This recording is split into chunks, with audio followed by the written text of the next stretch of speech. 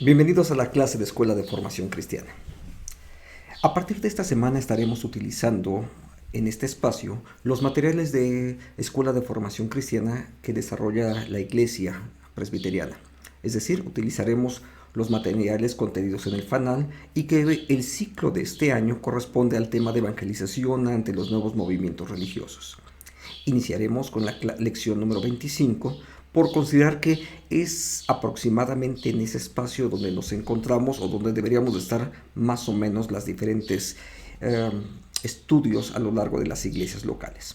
El objetivo de este material es particularmente dar acompañamiento a las iglesias que por una u otra razón no pueden desarrollar la escuela dominical de forma continua. Entonces esperamos que este material sea de bendición para cada uno de los que podamos participar. Les invito a que pidamos de la dirección de Dios para esta clase y oremos. Padre, bendecimos, Señor, tu nombre. Te damos gracias por el cuidado y la bondad tuya. Gracias por el amor que tú nos tienes y porque en medio de tu gracia, Señor, nos das estos medios para poder compartir la clase de Escuela de Formación Cristiana para adultos en las iglesias presbiterianas. Oramos para que este sea un tiempo de bendición para cada uno de nosotros. Te lo pedimos, Señor, en el nombre de Cristo Jesús. Amén. Gracias por acompañarnos. Esperamos que la clase sea de bendición.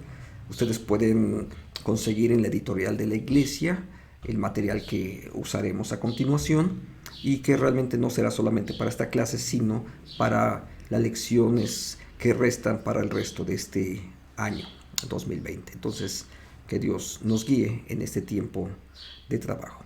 Nuestro tema, como hemos dicho anteriormente, tiene que ver con la evangelización ante los nuevos movimientos religiosos. En particular, el tema que nos corresponde para este día es el de nuestra participación en el plan de la redención. Efectivamente, Dios tiene un proyecto en el cual cada uno de nosotros formamos parte. Así es que, para considerar este tema, iniciémoslo haciéndonos la primera pregunta. ¿Estás convencido de que el Evangelio es la gran noticia de la salvación de Cristo? Si tú estás convencido acerca de esto porque has creído en Jesucristo, has experimentado de su bondad, de su misericordia, si tú estás convencido de ello, entonces la siguiente pregunta tiene que ver entonces con qué tan involucrado estás en compartir el Evangelio a otras personas. Es decir, si tú crees que de verdad el Evangelio es la gran noticia de salvación en Jesucristo, creo que tú y yo deberíamos de estar involucrados en diferentes escenarios, quizás con diferentes plataformas, pero de una o de otra manera deberíamos de estar involucrados en compartir el Evangelio a otras personas. ¿Usando qué? Bueno, pues los medios que tengamos a la mano. Por ejemplo, en este momento estamos usando las redes sociales para poder compartir del Evangelio a otras personas. En otras ocasiones va a ser de persona a persona, usar tal vez mi teléfono celular y los contactos de los cuales dispongo para poder hacerlo. Entonces la pregunta es, ¿qué tan involucrado estás? ¿Sabes? Aquellos que son discípulos de Jesucristo siempre van a buscar diversas maneras a través de las cuales van a encontrar medios a través de los cuales comunicar el Evangelio, la palabra de Dios a otras personas. Es más, a lo largo de estos últimos meses me ha tocado ver que distintas personas, distintos hermanos en distintas iglesias están involucrados específicamente en este escenario. Lo están viendo como un escenario de oportunidad donde el Evangelio puede ser predicado por las necesidades que muchas otras personas están experimentando. Entonces, si este escenario se convierte en una oportunidad, sin duda vamos a encontrar medios a través de los cuales vamos a compartir el Evangelio con otras personas. Ahora, deberíamos estar cada uno de nosotros involucrados. Y esto tiene que ver con nuestra responsabilidad acerca del pecador. Lo cual, esa responsabilidad, por supuesto, no es que tú estés siendo culpable del pecado del otro, sino por lo que la Escritura misma enseña acerca de esto. Nuestro texto clave para esta lección es este. Cuando yo dijera al impío, de cierto morirás, si tú no hablares para que se guarde el impío de su camino, el impío morirá por su pecado, Pero quiero que veamos con mucho cuidado esta última parte. Pero su sangre yo la demandaré de tu mano. Sí, lo hemos leído bien. Pero su sangre yo la demandaré de tu mano. ¿Por qué?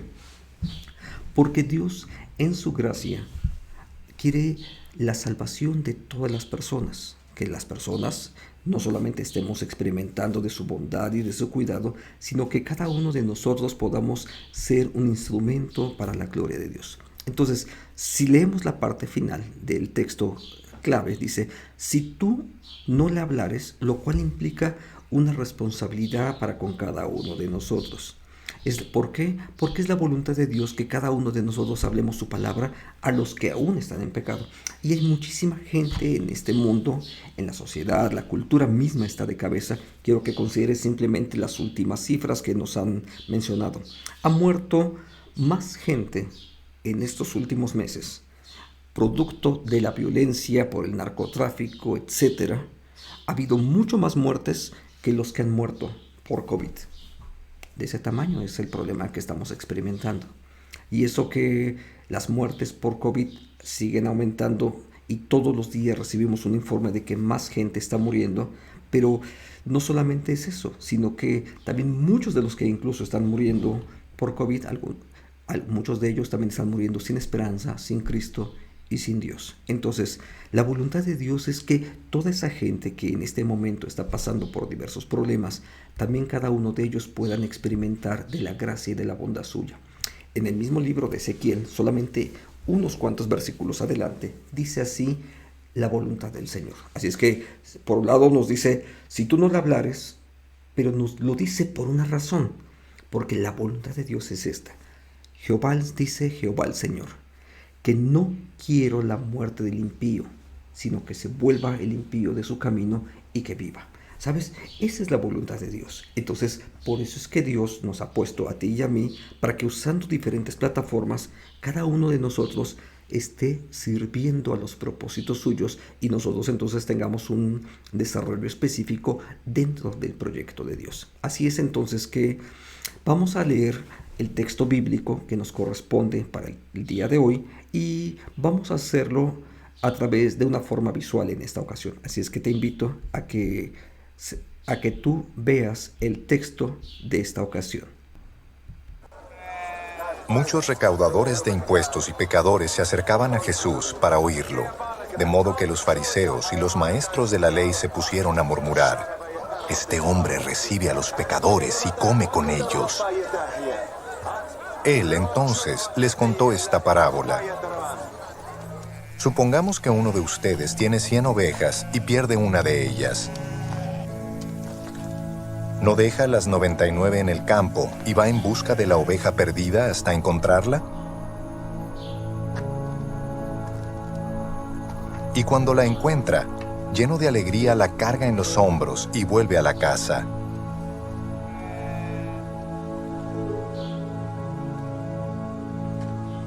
Al llegar, reúne a sus amigos y vecinos y les dice: «Alégrense conmigo, ya encontré la oveja que se me había perdido». Les digo que así es también en el cielo. Habrá más alegría por un solo pecador que se arrepienta que por 99 justos que no necesitan arrepentirse. O supongamos que una mujer tiene 10 monedas de plata y pierde una. ¿No enciende una lámpara, barre la casa y busca con cuidado hasta encontrarla? Y cuando la encuentra, reúne a sus amigas y vecinas y les dice: «Alégrense conmigo, ya encontré la moneda que se me había perdido». Les digo que asimismo se alegra Dios con sus ángeles por un pecador que se arrepiente.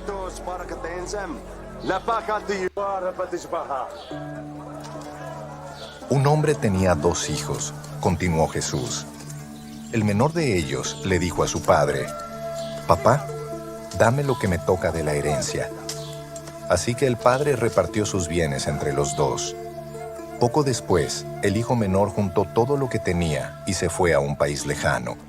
Allí vivió desenfrenadamente y derrochó su herencia. Cuando ya lo había gastado todo, sobrevino una gran escasez en la región y él comenzó a pasar necesidad. Así que fue y consiguió empleo con un ciudadano de aquel país, quien lo mandó a sus campos a cuidar cerdos. Tanta hambre tenía que hubiera querido llenarse el estómago con la comida que daban a los cerdos, pero aún así nadie le daba nada. Por fin recapacitó y se dijo: ¿cuántos jornaleros de mi padre tienen comida de sobra y yo aquí me muero de hambre? Tengo que volver a mi padre y decirle: papá, he pecado contra el cielo y contra ti. Ya no merezco que se me llame tu hijo. Trátame como si fuera uno de tus jornaleros. Así que emprendió el viaje y se fue a su padre. Todavía estaba lejos cuando su padre lo vio y se compadeció de él. Salió corriendo a su encuentro, lo abrazó y lo besó. El joven le dijo: papá, he pecado contra el cielo y contra ti. Ya no merezco que se me llame tu hijo. Pero el padre ordenó a sus siervos: pronto, traigan la mejor ropa para vestirlo. Pónganle también un anillo en el dedo y sandalias en los pies. Traigan el ternero más gordo y mátenlo para celebrar un banquete. Porque este hijo mío estaba muerto, pero ahora ha vuelto a la vida. Se había perdido, pero ya lo hemos encontrado. Así que empezaron a hacer fiesta. Mientras tanto, el hijo mayor estaba en el campo. Al volver, cuando se acercó a la casa, oyó la música del baile. Entonces llamó a uno de los siervos y le preguntó qué pasaba. «Ha llegado tu hermano», le respondió. «Y tu papá ha matado el ternero más gordo porque ha recobrado a su hijo sano y salvo». Indignado, el hermano mayor se negó a entrar. Así que su padre salió a suplicarle que lo hiciera. Pero él le contestó: «Fíjate cuántos años te he servido sin desobedecer jamás tus órdenes, y ni un cabrito me has dado para celebrar una fiesta con mis amigos. Pero ahora llega ese hijo tuyo, que ha despilfarrado tu fortuna con prostitutas, y tú mandas matar en su honor el ternero más gordo». «Hijo mío», le dijo su padre, «tú siempre estás conmigo, y todo lo que tengo es tuyo. Pero teníamos que hacer fiesta y alegrarnos, porque este hermano tuyo estaba muerto, pero ahora ha vuelto a la vida. Se había perdido, pero ya lo hemos encontrado». Acabamos de ver el texto del Evangelio y de cómo Dios está actuando y de cómo Dios nos va mostrando en Jesús acerca del proyecto de cómo debemos de tratar y de cómo observar lo perdido. El relato habla de una oveja, una moneda y un hijo perdido. Son tres escenarios, aunque realmente cada uno de ellos es muy semejante. ¿Qué es lo que tienen en sí estos tres encuentros? El encuentro con los perdidos a través del Evangelio en muchas ocasiones va a ser criticado. ¿Saben? La realidad es de que en muchas ocasiones se llega a generar en los mismos evangelios una crítica severa acerca de tener que estar buscando a aquellos que se encuentran perdidos. Y esto es lamentable, pero es parte del escenario real en el cual Jesús se encontró y eventualmente donde nosotros también mismos nosotros nos vamos a encontrar. Sin embargo, la enseñanza de Jesús es categórica acerca de este tema. Por supuesto que los perdidos son objeto de la gracia de Dios y forman parte de su proyecto y de su voluntad. Por eso mismo nosotros hemos de considerar lo que el texto dice. ¿Por qué la crítica de la gente que estaba en derredor de Jesús y de los discípulos decía así? ¿Por qué come vuestro maestro con los publicanos y pecadores? Al oír esto, Jesús les dijo: los sanos no tienen necesidad de médico, sino los enfermos.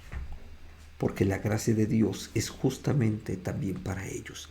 A veces de pronto nosotros nos comportamos un tanto como aquel hijo un tanto legalista que permaneció en casa y de pronto reclama, dice, ¿por qué te alegras tanto de él si yo he estado aquí? Y no es tanto que no se alegre, por supuesto, el padre de que su otro hijo está ahí, sino que está en ese momento gozándose por que su hijo había estado perdido.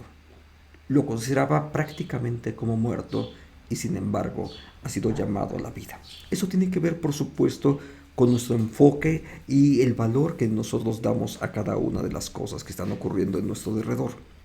Entonces, encontrar al perdido es algo que debería de traer gozo a la experiencia de cada uno de nosotros, más que encontrar una moneda o una oveja perdida. Por supuesto, aquella mujer de la historia se goza cuando encuentra una moneda después de estar buscando, o quizás es el mismo gozo que también puede experimentar un pastor cuando puede recuperar a una de sus ovejas.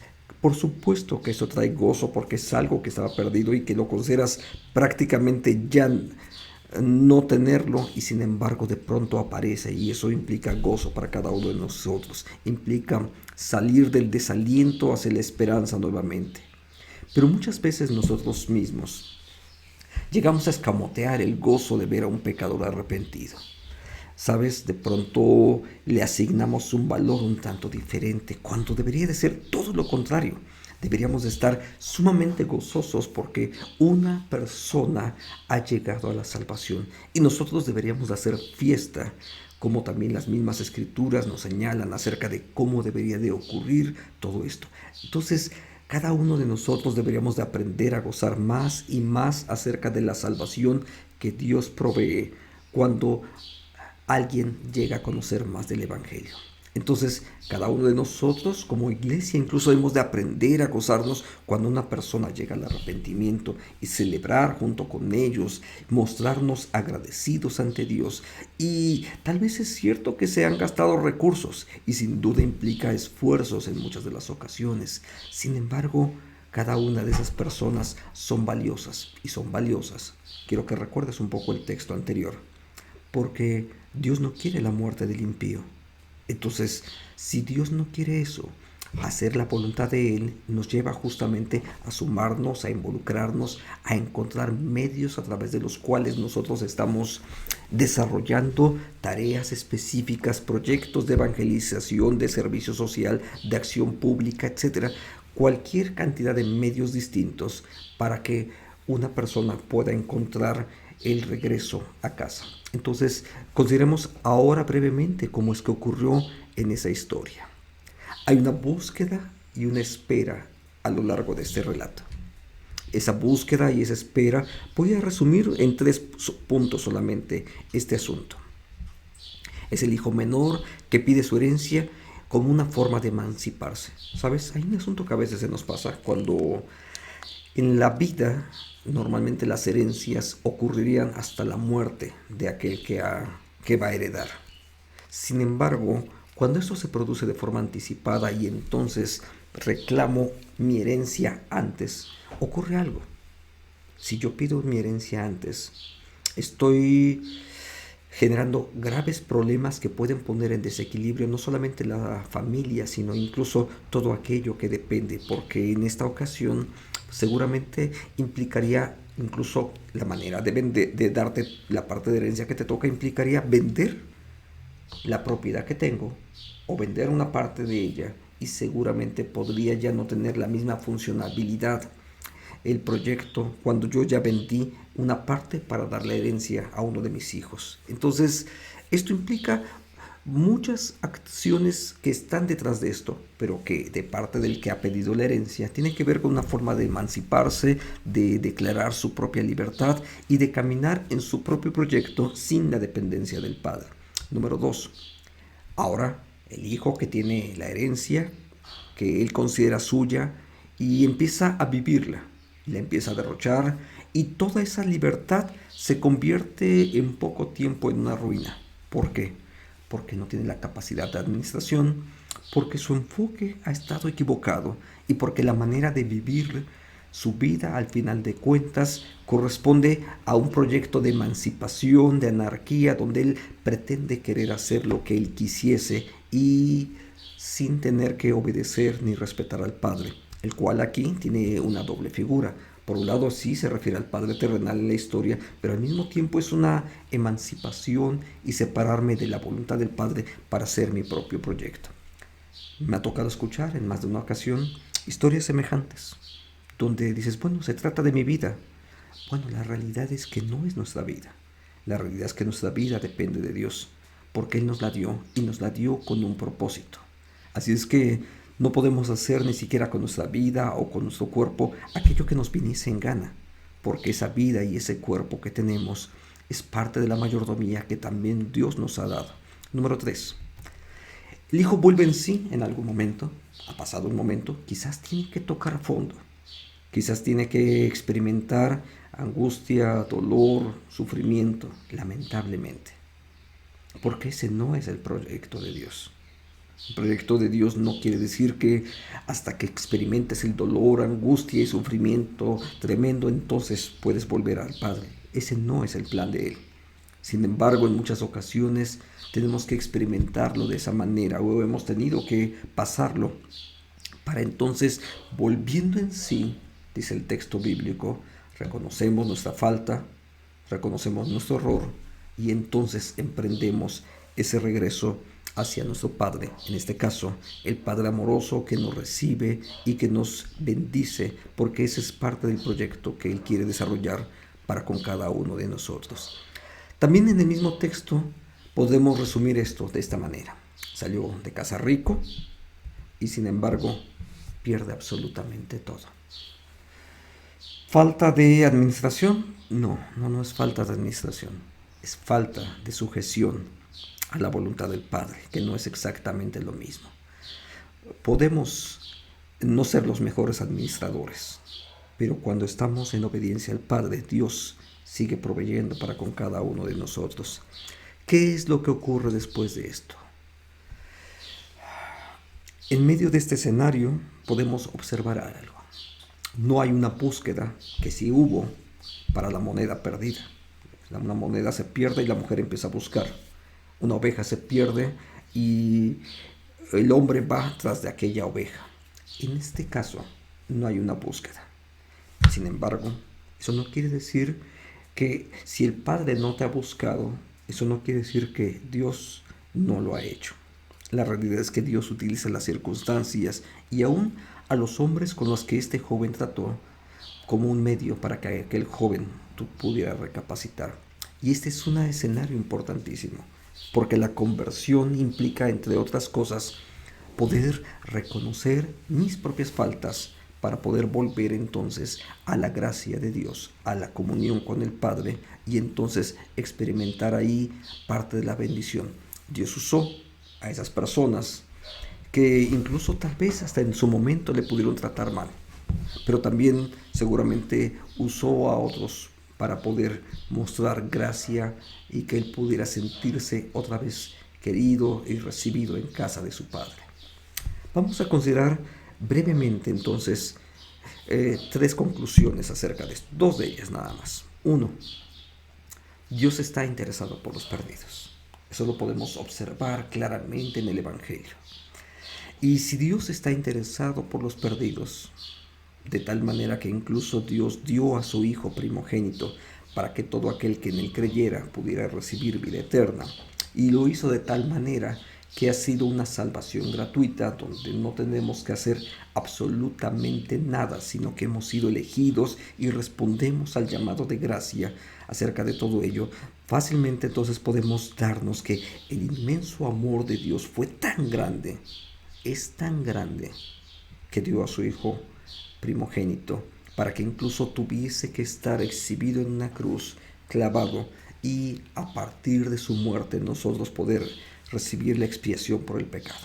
Entonces Dios sin duda está interesado por los perdidos. Tiene un interés particular por cada uno de ellos y Jesús mismo también así lo expresó al responder a las críticas que otras personas hacían acerca de por qué él se juntaba con fariseos, con mujeres, por qué se juntaba con gente no grata delante de su sociedad, con gente que eran considerados impuros y que Jesús tuvo contacto con cada uno de ellos e incluso en más de una ocasión intencionalmente desvió su camino para poder atenderles a cada uno de ellos. Entonces, si ese es parte del carácter de Dios, nuestro siguiente punto tiene que ver con que en su plan está el usar nuestra vida para proveer salvación a todas esas personas que incluso socialmente son despreciadas. Hoy en día enfrentamos un problema social importantísimo. En las últimas semanas han visto no solamente en Estados Unidos, sino también en México y en muchos otros países manifestaciones en contra de la violencia, de la segregación, del racismo, etc. ¿Sabes? Hay más de una ocasión en la que nosotros mismos somos partícipes de eso. Vemos a una persona que es drogadicta y en vez de verla como alguien necesitado de redención, simplemente a veces le damos la vuelta. Entiendo la dinámica donde ocasionalmente nos causa cierta preocupación el que esa persona en su drogadicción en la que está siendo partícipe o en el alcoholismo, etcétera, simplemente entiendo que puede potencialmente ser un peligro. Sin embargo, hay muchos otros espacios y no en todos los casos van a ser personas violentas, pero todas esas personas que están ahí, incluso en algunas ocasiones hablamos de pecados morales o sociales y la gente de la iglesia incluso simplemente lo que hace es tratar de evadir y darles la vuelta.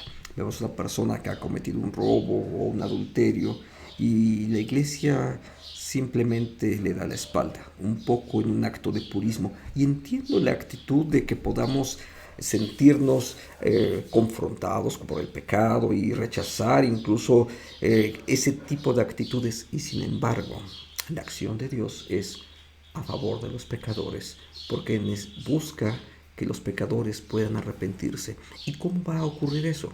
Bueno, justamente usando nuestra vida. ¿Por qué? Porque en algunas ocasiones Dios va a usar nuestra vida para consolar, para restaurar. Ese terreno de la restauración es importantísimo.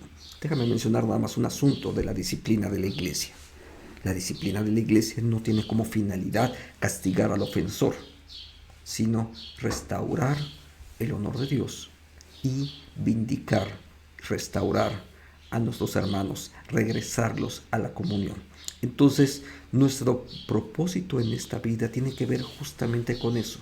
Dios quiere usar nuestra vida para que los propósitos suyos se cumplan y entonces en ese sentido el propósito suyo tiene que ver con que el pecador se arrepienta y Dios va a usar nuestra vida ya sea a través del consejo, de la disciplina, de la evangelización. Hay más de una manera de cómo Dios usa nuestra vida para poder hacer que el pecador regrese a casa nuevamente, otra vez, a experimentar comunión con nuestro Padre. Entonces, nuestra misión es hablar a los perdidos del amor de Dios, para que ellos puedan volver a Dios. Ese es el objetivo específico de la misión que Dios nos ha dado. Tú y yo somos instrumentos de Dios.